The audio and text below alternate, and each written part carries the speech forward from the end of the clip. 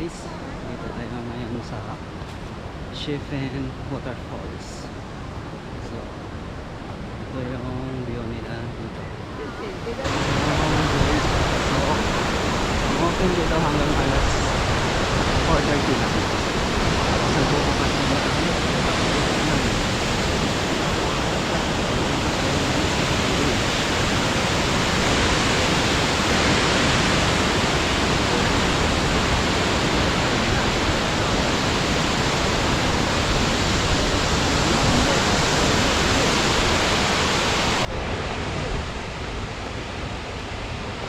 yung falls. Pero the first falls lang yan. Meron pa dun sa baba. Tapos yung bridge. Ito. Tapos punta tayo sa second falls.